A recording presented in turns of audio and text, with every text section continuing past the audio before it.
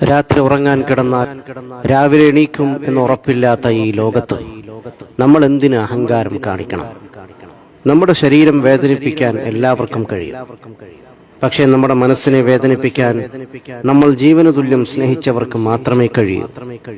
മായ്ച്ചു കളയണം ചില വാശികൾ, പറഞ്ഞു തീർക്കണം ചില പരിഭവങ്ങൾ, മാറ്റിക്കൊടുക്കണം ചില തെറ്റിദ്ധാരണകൾ. നാളെ നമ്മളിൽ ആരുണ്ടാവുമെന്ന് പറയാൻ പറ്റില്ല. ജീവിച്ചിരിക്കുമ്പോൾ എത്ര വലിയ വീട് വച്ചാലും, എത്ര വലിയ വാഹനങ്ങൾ സ്വന്തമാക്കിയാലും, എത്ര ബാങ്ക് ബാലൻസ് ഉണ്ടാക്കിയാലും കല്ലറകളുടെ വലിപ്പം തുല്യമായിരിക്കും. എളിമയോട് ജീവിക്കുക, പരസ്പരം സഹായിക്കുക, സ്നേഹം പകുത്തു നൽകുക. പഞ്ചസാരക്കും ഉപ്പിനും ഒരേ നിറമാണ്, പക്ഷേ രണ്ടിന്റെയും രുചി വളരെ വ്യത്യസ്തമാണ്. അതുപോലെയാണ് ചില സുഹൃത്ത് ബന്ധങ്ങളും.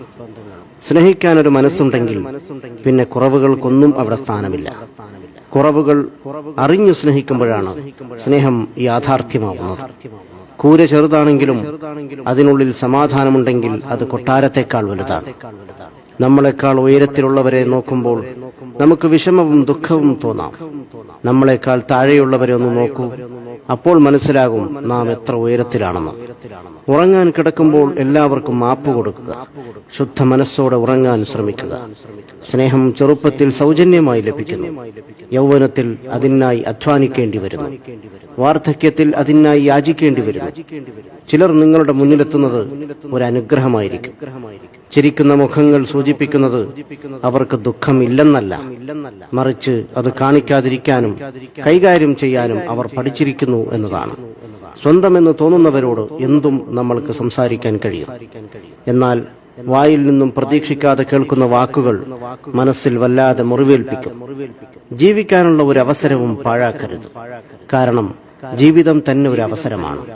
ഒന്ന് കാലു തെന്നി വീണാൽ തീരുന്ന ജീവിതത്തിന് എന്തു ജാതി, എന്തു മതം, എന്തു നിറം. ശരീരത്തിൽ ജീവനുള്ളപ്പോൾ മുഖത്ത് നോക്കാൻ ആർക്കും സമയമില്ല.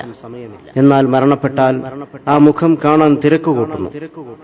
ഓർക്കുക, ജീവൻ പിരിഞ്ഞിട്ട് മുഖത്ത് നോക്കുന്നതിനേക്കാൾ നല്ലത് ജീവിച്ചിരിക്കുമ്പോൾ നിറമനസ്സോടെ മറ്റുള്ളവരുടെ മുഖത്ത് നോക്കി പുഞ്ചിരിക്കുന്നതാണ്.